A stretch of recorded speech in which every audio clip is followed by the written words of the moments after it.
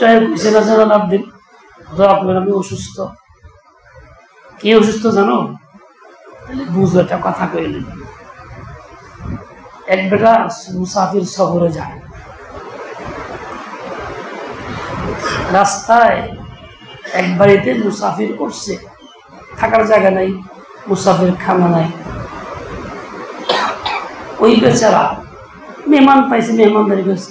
আগের যুগে তো মেহমানদারি হইতে ভালো, দিল বড় ছিল, ভয়ভীতি ছিল, নিরাপত্তা ছিল। ইসলাম আসার পর থেকে এইরকম নিরাপত্তা, মেহমানদারি সব ছিল। বাড়ির রাতারে বসাইছে, খাবার দিছে, 10টা রুটি নিয়ে আইছে, তরকারি আনতে গেছে, 10 রুটি শেষ। আর রুটি আনতে গেছে, তরকারি তরকারি আবার তরকারি আনতে গেছে, 10 রুটি শেষ। এরকম 8 বার আনছে, 80 রুটি, 8 পেলা তরকারি সব শেষ। এখন জিজ্ঞেস করে, ভাই আপনি যাবেন কোথায়? আমি যেমন ডাক্তারের কাছে, হাকিমের কাছে। কি সমস্যা? রুচি বেশি ভালো না, খাইতে পারি না।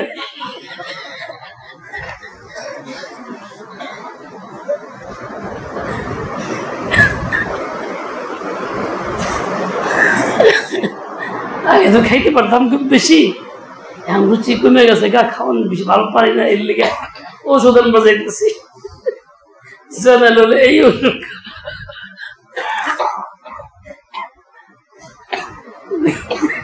রুচি কমে গেছে, আর খাওয়ান লাগবে।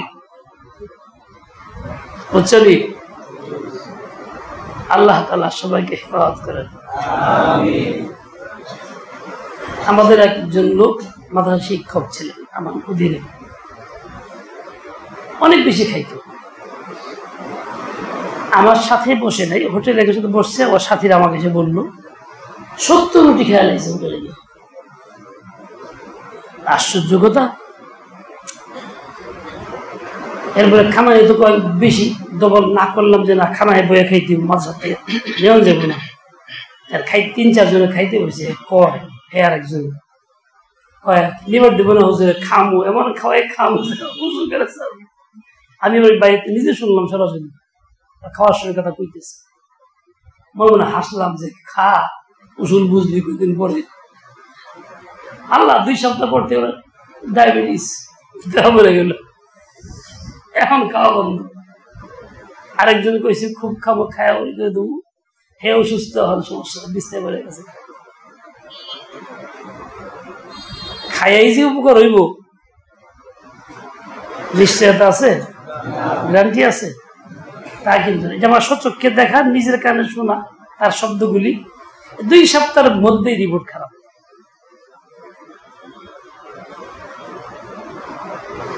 এই জন্য কোনো কিছুর মধ্যে অতিরিক্ত ভালো না,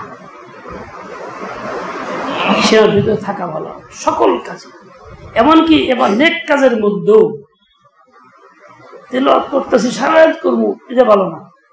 ঘুমাও, জিরাও, পরের দিন করো।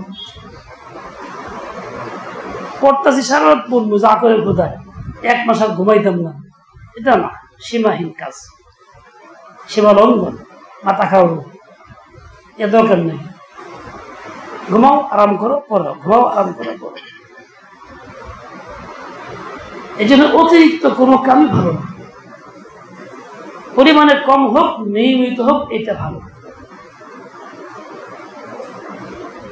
আহাব্বুল আ'মালি ইলাল্লাহি আদওয়ামুহা ওয়া ইন কাল্লা। আল্লাহর কাছে প্রিয় আমল সেটা যেটা পরিমাণে কম হয় কিন্তু নিয়মিত হয়। একদিন জজবা উঠছে, 50 রাকাত নফল পড়লাম না, 4 রাকাতই পড়ো, দিলি পড়ো। জজবায় 50, পরের দিন 5 রাকাতও নাই, শেষ। শরীয়তের হুকুম না, সুন্নতি জিন্দেগি এটা। আরবিতে একটা কথা আছে, প্রবীণ প্রথম আরবির মধ্যে কথা হলো এই, আল মি'দাতু বাইতুল আদওয়া, এই যে পাকস্থলী, খাবার যেখানে আসে আর জমা হয়, হজম হয়, এটা হলো সমস্ত রোগের ঘর বাইতুল, সমস্ত রোগের ঘর, যত রোগ এখান থেকে তৈরি হয় এরপরে আশেপাশে ছড়ায়। আর পেটের রোগ যদি হয়ে যায় নিজের দোষে, অসতর্কতায়, অতিরিক্ত রাত জায়গাতে কিংবা খারাপ কোনো কাজ করা অভ্যস্ত হওয়াতে একবার হয়ে গেলে এটা ভালো হয় না। প্রাচীন নারী বাক্য আছে এই কথা, ওয়াদাউল বাতনি লাইসা লাহু দাওয়া, পেটের রোগের চিকিৎসা নেই। যখন বড় বড় হাকিম ছিলেন, যারা দেখলেই লোক ভালো হইত, যারা এটা ধরা মতো বুঝতে নেই সমস্যা, তখনও তারা এটা বলছেন ওয়াদাউল বাতনি লাইসা লাহু দাওয়া, পেটের রোগের ওষুধ নেই। পেটের পীড়া যারা আক্রান্ত হয়ে গেছে সীমা লঙ্ঘন করার কারণে, গুনাহে জড়ায় যাওয়ার কারণে এই লোকগুলি আজীবন ভোগে। এক ছেলে আমার জানা আছে, খারাপ অভ্যাস হয়েছিল, পেটের রোগ হয়ে গেল। এমনই হইল 1 বছর হয়েছে বিয়ে করছে, এখন বউ রাখবে না, বউর সাথে সম্পর্ক নাই। আমাকে হালাত জানাইছে, অনেক দুরবস্থা।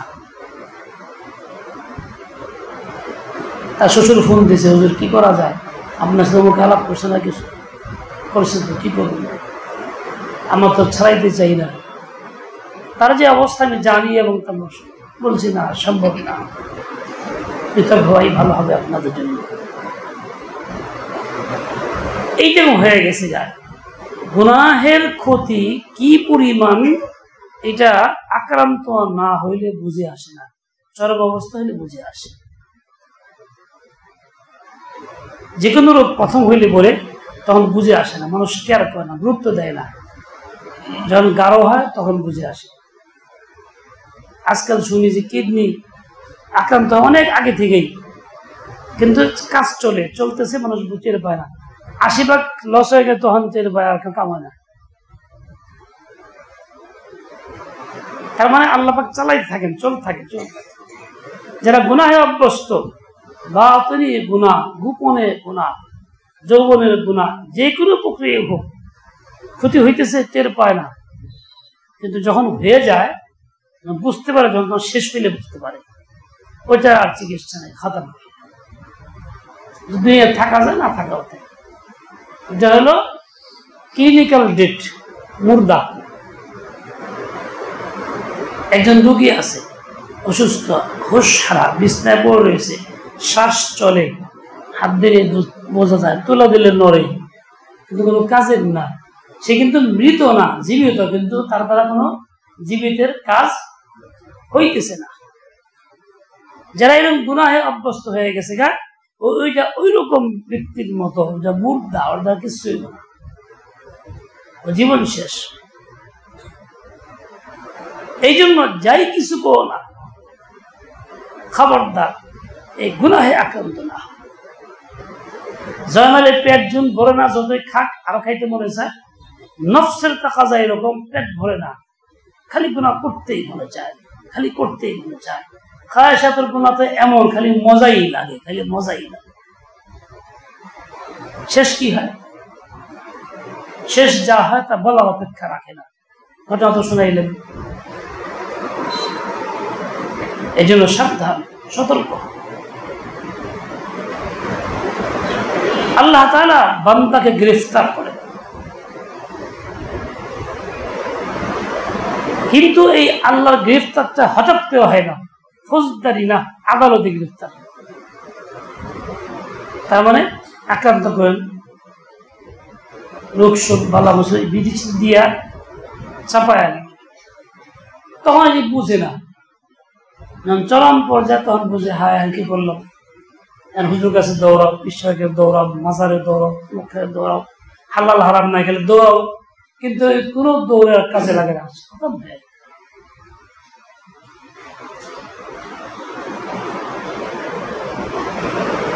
মাজলুম ব্যক্তি সে যেমন আহ ছাড়ে জালেমের বিরুদ্ধে যায়,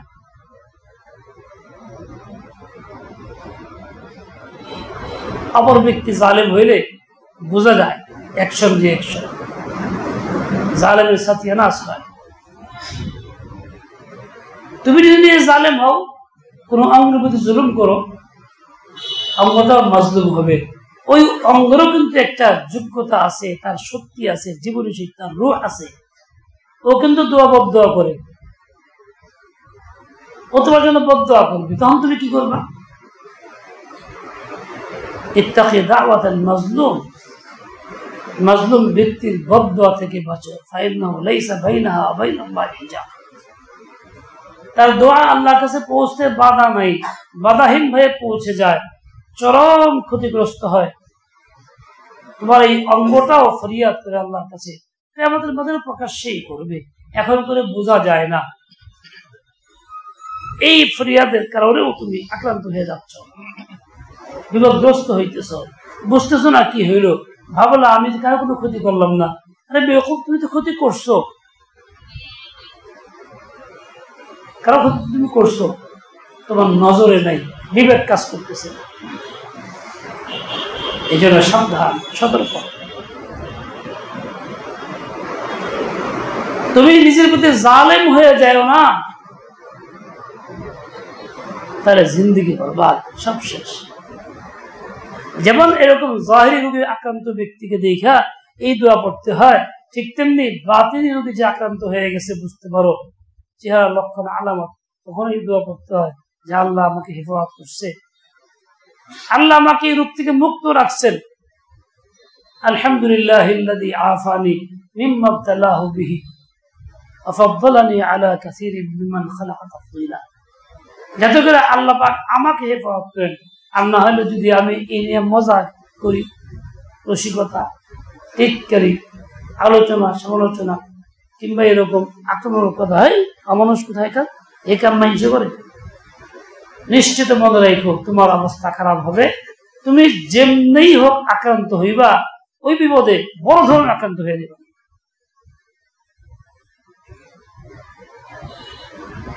কোন এক লোক, আমাদের আহলে হক পীরদের একজন মশহুর পীরের মুরিদ, দোকানদার, কাপড়ের ব্যবসা করে। অনেক সময় শয়তানের ধোকায় কেউ অপরাধ করে, কেউ ছেলের সঙ্গে অন্যায় করে, আল্লাহ পাক দেশ জাতিকে বাঁচায় দেন। খাস করে এই লিবাস চালাবো, এই ধরনের ঘটনা ঘটলে তো ওর কথাই নেই। ওই লোক শুনলে খুব গালিগালাজ করতে হবে, মানুষ নাকি, মানুষের কাম হইল, মানুষ এরকম করতে পারে, এরকম করতে প্রকাশ্যে বলতে অনেকদিন বলছে। একদিন এমন গ্রেফতার হয়েছে, সে তার দোকানে একটা ছেলেকে নিয়ে অপকর্ম করছে, মানুষজন সাথে ধরে ফেলছে, এমন বেইজ্জতি, এমন লাঞ্ছনা, অপরকে ঘৃণা করছে, তিরস্কার করছে, বলছে, বাহাদুরি করছে, কিন্তু আল্লাহ তাকে আক্রান্ত করছে। আমা উবাররিউ নাফসি ইন্নান নাফসা লাআমারাতুন বিসসুই ইল্লা মা রাহিমা রাব্বি। নিজের ভরসা নাই, মনে করো না খুব ভালো আছে, অন্যকে এই কাম করতেছে। রহমতে রব্বি, আমার রবের রহমত যদি হয় তাহলে তো বাঁচবো, বাঁচবো না। কোন এক মহিলা আসলেই ভালো ছিল, সতীত্ব রক্ষাকারী, সৎ, বলতো মনে মনে, প্রকাশ্যে বলতো আমি নিজেই আমার হেফাজত করি, আমি কোনো সময় অন্যায় লিপ্ত হবো না, কারো কিছু করবো না। কত মানুষ আমার কত কিছু করলো, কারো সারা দিইনি, কিন্তু আক্রান্ত হয়ে গেছে। এখন সে বলে, আমার কাছে একদিন বলতেছিল, আমি বোধ আমার নিজের ভুলের কারণে আমি এরকম করছি, অহংকার করছি, এই জন্য আল্লাহ আমার আক্রান্ত করছে। এই জন্য অপরকে দেখলে অহংকারের কিছু নাই, নিজের বরত্বের কিছু নাই, সাফাইয়ের কিছু নাই। আরো বেশি ভয়ে ভীত হওয়া, কি জানি আমি তো নফসের দুর্বল, আমি তো আক্রান্ত হয়ে যেতে পারি। এই জন্য এটা বলা কওয়া না, এটা গাওয়া না, বেড়ান না, প্রকাশ করা না, ছড়াইয়া দেওয়া না, আল্লাহর কাছে পানা চাওয়া এবং এই দোয়া করা। বেটা জুড়ে খেজা, আলহামদুলিল্লাহিল্লাযী আফানি মিম্মা ইবতালাহু বিহি মিম্মা ইবতালাকা বিহি ফাদ্দালানি আলা কাসীরিন মিম্মান খালাকা তাফদীলা। কাজেই ভিতরে কোনো কিছু আইসা গেলে ময়লা, অহংকার, হজব, এর দ্বারা তুমি মুক্তি পেয়ে যাবা, পার পেয়ে যাবা, আল্লাহ তোমাকে হেফাজত করবে। আর না হলে উপায় নাই, কি যে হবে আল্লাহ ভালো জানে। এই যে আজকাল সরাসরি রূপ, সরাসরি খালি সরাসরি নাকি না যাই না, আন্দা দুন্দা কে কি করলো, গুঞ্জন শোনা মাত্রই ছড়ায়, লিখ ফেসবুকে দিল, মোবাইলে ছড়ায় দিল, বিরাট কিছু সফলতা, বিরাট কিছু করে ফেললো, খুব গর্বিত মনে করে যে আমি কিছু লিখে ফেলছি। কি লেখলো? একবার দোষ ছড়াইল, তার দলিল প্রমাণ ছাড়াই অনুমানে। এই লোকগুলি ওই অপরাধে এমনি অপরাধী হইল নগদ নগদী, আবার ওই দুর্ঘটনা সে আক্রান্ত হবে। আজকাল যে ফ্যাশন চলছে, এই লেখালেখি, এই ফেসবুকে, এই প্রচার, বদনাম গাওয়া, দুর্নাম গাওয়া, দুষ ছড়ায় দেওয়া, এটা তো ভালো কথা না, আল্লাহর নবীর তরিকা না, আল্লাহর হুকুম না। আল্লাহ পাক তার কোন বান্দার বেইজ্জতি পছন্দ করেন না। তুমি তাকে তিরস্কার করবা, তুচ্ছ করবা, বেইজ্জতি করবা। আল্লাহ কসম দিয়ে বলছেন যে আমি তোরে আক্রান্ত করব। আর বান্দার ইজ্জত নিয়ে তুই খেলামেলা করতেছস, বান্দা আমার, আমি সে বুঝবো। তুই মতবি করার কারণে অন্যায় করছে, বান্দা আমার কাছে করছে, যে দেখবো আমি, দায়িত্ব আমার, ক্ষমা করবে আমি করবো, আমি রহমান রাহিমিন। তুই এটাকে প্রচার করার কেরা, তুই মাতবি করবি কেন? তখন দেখবা এই ছোট্ট একটা গুনাহের কারণে কত বড় আক্রান্ত হয়ে গেছে। আফসোস করে লাভ হবে না, ওই আফসোসে কোন রকম প্রতিফলন হবে না। এই জন্য এই আখলাক থেকে বাঁচো, নিজেকে বাঁচাও, হেফাজত করো, জড়াইতে যাবে না, বাহাদুরি করার দরকার নেই, অন্যের কথা প্রচার করার দরকার নেই। তুমি নিজের কথা প্রচার করো না, কে যে আমি নামাজ পড়ি না, ফজর নামাজ হইয়া হইয়া ঘুম পারি, যে প্রচার করে দাও। এত ভালো এত কিছু পারো, তোমার দেহ প্রচার করো না, কে তুমি দিনের মধ্যে 50 জনের লোকে আলাপ করো, 50 শ্রেণীর লোকে আলাপ করো, বয়ে বয়ে হেডি কো লেখো না, কে তুমি ইসলামের লোকে আড্ডা মারো, হেডি লেখো না, কে তুমি গীবত শেখাত হেডি লেখো না, কে তোমার ভিতরে যে হাজারো দোষ আছে হেডি লেখো না কেন? ওই একজনের চাপায়া শুরু করে দিলে লেখালেখি, না জানি কি বাহাদুরি হইল। এই অভ্যাসে আক্রান্ত যারা আছে তাদের কখনো ইসলাহ হবে না, কখনো। তার কঠিন বিপদের মধ্যে আছে, আল্লাহ তার কাছে তারা আছে, আল্লাহ তাআলা ওকে আক্রান্ত করে দিবে। আজ কোনো মুরব্বীর সঙ্গে বেয়াদবি হয় না তো কথাই নেই, নগদ অ্যাকশন দিয়ে অ্যাকশন নগদ পায়। খবরদার, হাতির সঙ্গে লইল, হাতির বাচ্চার সঙ্গে লইল না। প্রয়োজন বোধে হাতি খেয়ে আড়াইও দরকার হইলে, খিদে লাগছে, হাতির বাচ্চারা খায়। মশহুর ওয়াকিয়া আছে, একদল লোক মুসাফির, 11 জন যাচ্ছে সফরে। এক আল্লাহওয়ালা কাছে পরামর্শ চাইছে, সফরে যেতেছি, নসিহত করেন। তো আল্লাহওয়ালা বলেন, দেখো সফরে যেতেছ, খোদায় কষ্ট হইতে পারে, যদি হয় সহ্য করো, প্রয়োজন যদি হয় হাতি রেখাও, কিন্তু হাতির বাচ্চা খায়। কারণ বেশি ক্ষুধা লাগলে, যান বাঁচানোর বিষয় হলে হারাম খাওয়া যায় আছে প্রয়োজন মতো, যান বাঁচানোর পরিমাণ গায়রা বাতিন ওয়ালা আদিন। নসিহত শুনছে, সফরে গেছে, কয়েকদিনের মধ্যেই অভাব আসছে, খুব খাবার দাবার শেষ হয়ে গেছে, না খায় মরার দশা হয়ে গেছে। কি করবে? হাতির বাচ্চা একটা আইসে, 10 জনে কয় এটারে জমা কর, খা, জানতে বাঁচান লাগবে। একজন কেন খাব না, খাইস না, বুজুর্গ না করছে না, দেখালে হাতি রেখা, হাতির বাচ্চা রেখাইস না, আমি কত জান বাঁচে না, খোদার জ্বালায় বাচ্চারে জবাই করে গোস্ত শিক্ষা খাইছে, অতি খোদায় খাইছে বলে ক্রান্তিতে পরিবেশ বেউসের মতো। হাতি এসে বাচ্চা পায় না, ছোটাছুটি করে দৌড়াদৌড়ি করে এনে যায় ওনে যায়। এক পর্যায়ে দেখছে হাড্ডি উড্ডি পড়া, দেখছে লোকগুলি শুয়ে রয়েছে 11টা মরার মতন, প্রত্যেকের মুখে গিয়ে সুর দিয়ে সঙ্গে, যার মুখে গোস্তের গ্রাম পায় ওরে পেটে পড়া দিয়া সুর দিয়ে টান দিয়ে ফেলে ফেলা শেষ। 10 জন ফেলে ফেলল, শেষ 10 জন খাবে, এই একজন বাকি ভয় অস্থির। ওর কাছে এসে দেখো ওর মুখে কোনো গন্ধ নাই, ও খায় নাই। ওরা সুর দিয়ে পেঁচাইয়া হাতে পিঁধে উঠাইছে, কোথায় নিয়ে গেছে বাগানের ভিতরে, বড় বড় বাগান, ফল ফুল ভরা, গাছের নিচে খারাইছে, ওই ফল ছেড়ে রাখাইছে, বিভিন্ন গাছতলায় গেছে ফল ছেড়ে রাখাইছে, পেট বসে আস্তে ওই জায়গায় নামাই দিছে।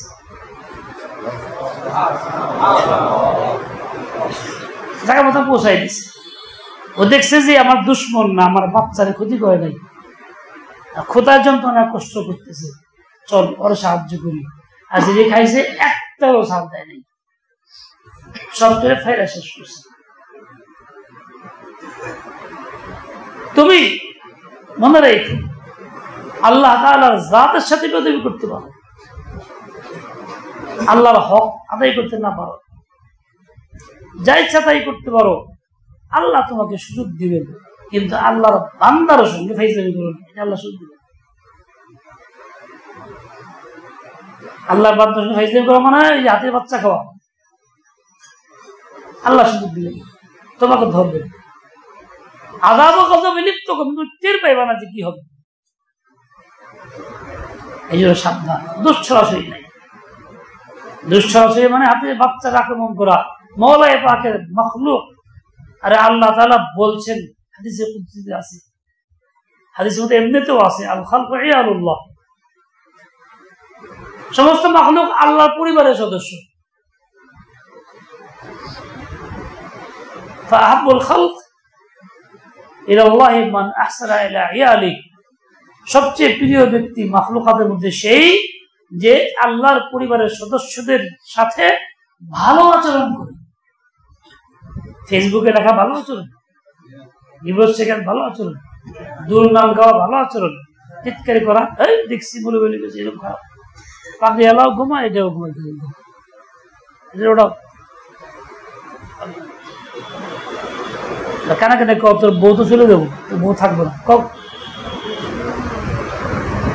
কয়েকজন ঘুমাইলে করে তোর বউ থাকবো না, বুঝাবো না।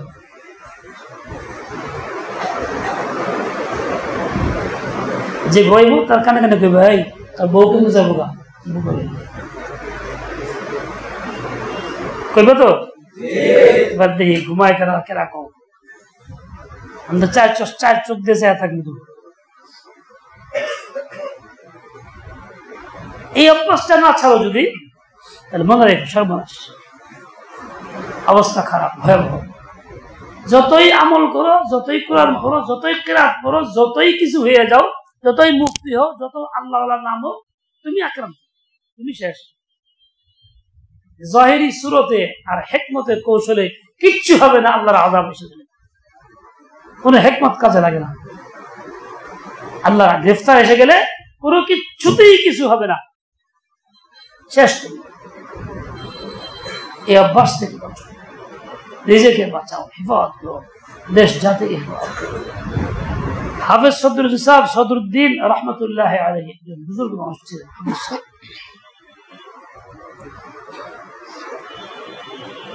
হেফজখানা ছিল।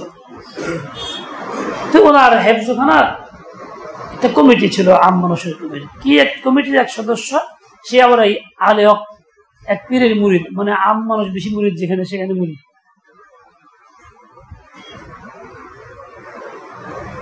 ওই লিবাস পরে আমল করে, হ্যাঁ রাগ করে আয়া কইতেছে, সাহেব আপনি কি মনে করছেন আপনার খেদাম ল্যাংতে করে খেদাম? উনি কোনো জবাব দেন নাই। ওই লোক চলে গেছে। 1, 2, 3, 29 দিনের মাথায় বাজার থেকে রিক্সায় কিছু বাজার করে আসতেছিল, মেন রোড থেকে বাম দিয়ে ঘুরবে, ঘোরার সময় রিক্সাটা গতি হতে বেশি ছিল, একদম বলটাই দিয়ে পড়ে গেছে খাদে। পড়ছে তো পড়ছে, গড়াগড়ি করে নিচে গেছে গা, সম্পূর্ণ উলঙ্গ, কাপড় গায়ে পেঁচাইছে উপরে। ওই বছর লোকটা মারাও গেছে। অন্যকে বলছে, হাতির বাচ্চারে বলছে কি খেদামুল, ল্যাংটা করে খেদামুল, কিন্তু ল্যাংটা হইল কেন? আল্লাহ তার এমন বেইজ্জতি করলো, ল্যাংটা বললো প্রকাশ্যে রাস্তায়। ইচ্ছা তুই দক্তি বসকে জলা দিবের বেশি জলা দিবি, তুই মধ্যই করস কে?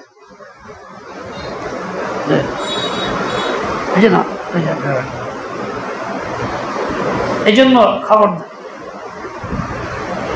এই যে কিছুদিন আগেও গেছে লেখালেখি, এখনো মাঝে মধ্যে দেখা যায় এর বিরুদ্ধে ওর বিরুদ্ধে।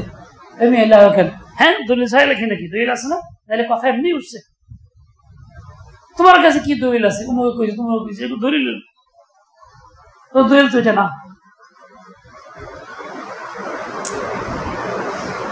দোলা দে মন দিয়ে না। হ্যাঁ তুই মনে মনে ভাবছো দলিল আছে, কিছুই দলিল নাই। তুই আমার সামনেই প্রমাণ করতে পারবা না, আল্লাহর সামনে কে প্রমাণ করবো? কোনো চালাকি দেখাচ্ছে।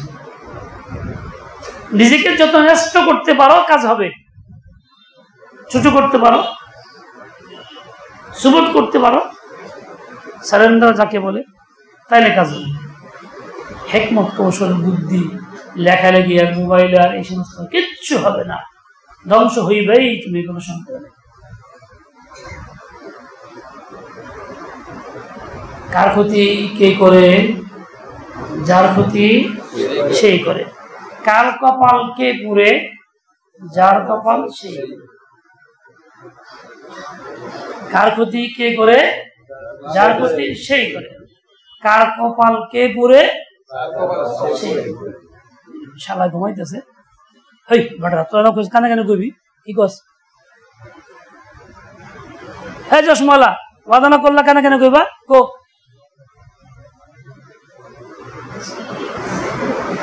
আর কইলা বইল কি জায়গায় দিলাম জিরোবেলা দে।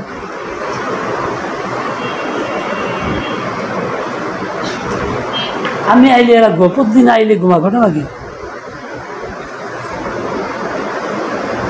হ্যাঁ আর আমি যখন আইনি যে কবে আইলাম সামনে ঘুমাই থাকে।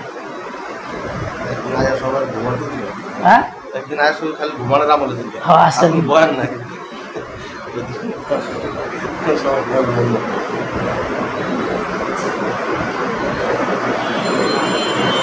ঘুমাইলে জেহেন চলে যায় একদিকে।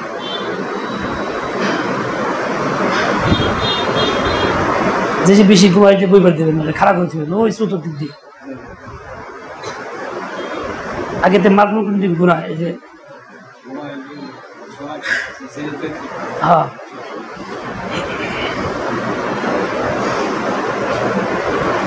জেন খারাপ করে দিছে, জেনের তাওয়াজ্জুহ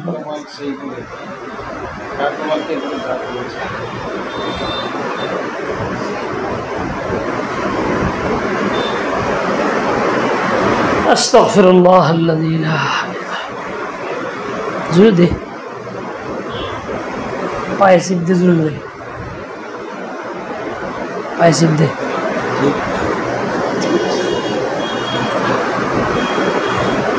পায়ে চিপি দে, পায়ে চিপি দে, পায়ে চিপি দে, এরকম করে চিপ দে। হ্যাঁ কার কপাল কে পুরে?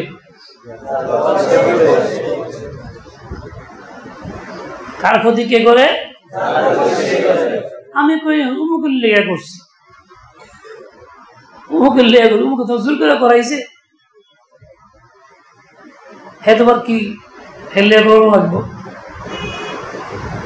তুই তোমার লেগেই করছো, বাঁচালে তালাশ করলা, হের কারণে করছি। আফসোস জিন্দগি। আল্লাহ মাফ করো, আল্লাহ আল্লাহ হেদায়েত দাও, আল্লাহ। হাদিসে পাকে আছে মান আদা লি ওয়ালিয়ান ফাকাদ আযানতুহু বিল হারবি। আমার কোনো ওলিকে কেউ যদি শত্রুর মতো আচরণ করে, দুশ্মনী রাখে, শত্রুতা পোষণ করে তার সাথে, আমি আল্লাহ তার সাথে যুদ্ধের ঘোষণা দেই না, দিলাম, দিয়ে রাখছি। ভাবতে পারো এই তো বড় আহমদ শফি সাহেব মতো বলি, হেই বেড়ানা বলি, আমাকে ওই ছাত্র মতো এরা কি বলি নাকি, এরা কষ্ট দিলে কি বেওকুফ আছে যে বলি না। মুমিন সে বলি হইতে পারে যে কোনো মুহূর্তে, সে বলি এটাই তুমি ধারণা করো, এটাই বাস্তবতা। কাজেই বলিরা হলে তো এই ফিতনার যুগে এই পরিবেশে আসতো না। তুমি তাহলে কষ্ট দিবা, খুব আরামে থাকবা, স্বপ্নে ভাবতে পারো না, স্বপ্ন ভাবতে পারো না, স্বপ্ন ভাবতে পারো না। স্বপ্ন হবে স্বপ্ন, হাকিকত নাই, হাকিকত নাই, হাকিকত নাই।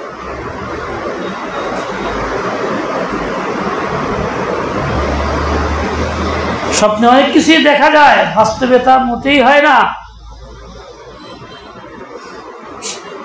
স্বপ্নে অনেক কিছু দেখা যায়, বাস্তবে তা মোটেই হয় না।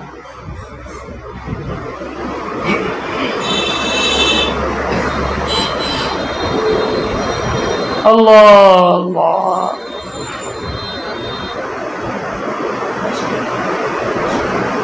এক লোক স্বপ্নে দেখে তার বন্ধুরা এখানে বেড়াইতে নিয়ে যায়, এই জন্য শোয়ার সময় সে নতুন কর করে ভালো পোশাক করে বলা, কিরে তুই এরকম করসটা সময় মানুষের ভিন্ন করার পরে তো আমার আয়াস বেড়াবেন নিয়ে জায়গা তো লজ্জা পাবো না, নতুন করে বেড়ে ঘুমাই। মুহূর্তে দেহে হিজাইতে হয়ে গেছে, স্বপ্ন দেহে বন্ধু লোক বেড়ে গেছে, মুহূর্তে কি দেহে সে জায়গায় স্বপ্ন কি বাস্তব হইল? কি বেড়েছে ঘুমের মধ্যে, মুখে এসে চালাইতে খাইতেছে, আর কি মজা লাগতেছে, ইস একেবারে ভাজা মাছ, তাজা ভাজা মাছ কিরকম লাগতেছে, ঘুমতে ওই যায় কি নিচে বাড়িতেছে।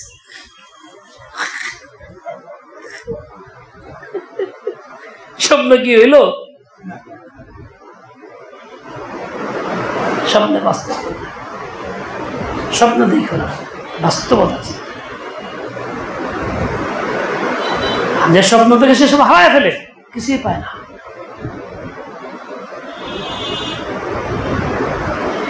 মান আদালি ওয়ালিয়ান ফাকাদ আযানতুহু বিল হারবি। সুতরাং গুনাহ প্রচার করে হের বদনাম করবা, দুর্নাম করবা, তাহলে সে তো আল্লাহর ওলি। একটা কথা শোনা কইছে না, খুব ভালো লাগছে আমার কাছে। ময়লা জায়গার মধ্যে আমি রাখি বললে জ্বালাই ভালো। তুমি গুনাহগার, গুনাহ করছো, ভুল করছো, তওবার বীজ যখন বুনবা খুব ভালো করে জ্বালাইব, তওবা কবুল হইব, জিন্দেগি বদলাইতে পারবা তারা, সুগন্ধি ফুল হইব। বাবা আদম তওবা করছে, চোখে পানি ফালাইছে, মাটি গুলি ভিজে গেছে, মাটি ভিজে গেছে গা, এই মাটির থেকে সুগন্ধি ফুল পয়দা হয়েছে। কি মনে করছো? ভালোই তো। মিস্টার ইবলিস কত বড় জালেম, ইলমের অধিকারী, সারা বিশ্বের সকল ইলম তার কাছে আছে। আরিফ আল্লাহকে চিনে, কিরম চিনে, চরম রাগ আল্লাহ পাকের, বলতেন তুই বাইরো, দরবার থেকে বাইরো, ফখরুজ মিনহা ফাইন্নাকা রাজিম, তুই বিতাড়িত। সেই সময় রাগের মধ্যে কয় আল্লাহ আমার তুমি লম্বা হায়াত দাও, কেমন তুই জেনে বাঁচি, আমার শক্তি দাও, যাতে বান্দার গুমরা করতে পারি। এইরকম রাগের মুহূর্তে দোয়া করুন যা, কিন্তু আল্লাহরে চিনে জানে আল্লাহ যতই রাগক হুশ হারা হয় না, নিয়ন্ত্রণ হারা হয় না। এই সময় আল্লাহ কবুল করবো, সেই সময় এই দোয়াটা করছে। আল্লাহর কিরকম চিনে আবেদ কিরকম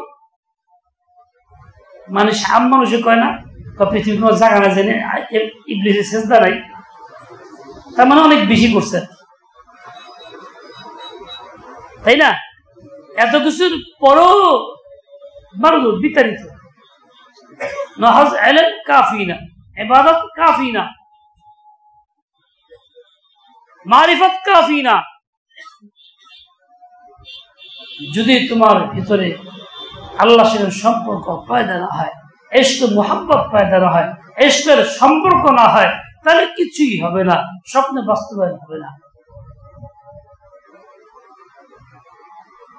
এক আজীব কথা কই, নাম আর বললাম না।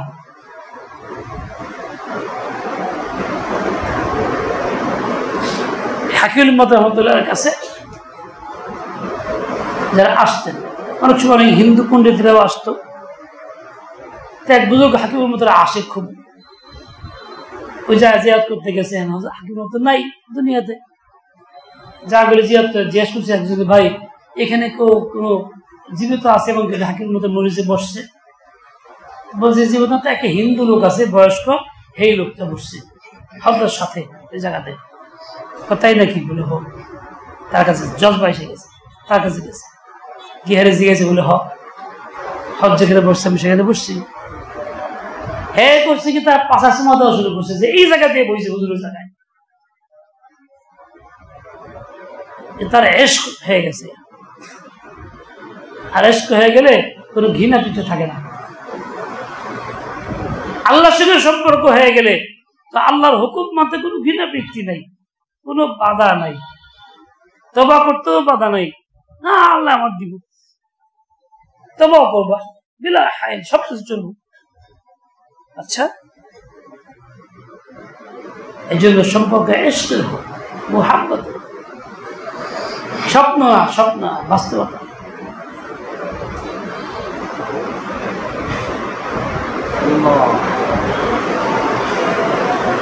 الله الله الحمد لله الذي عافاني من التلاوي وفضلني على كثير من الخلق.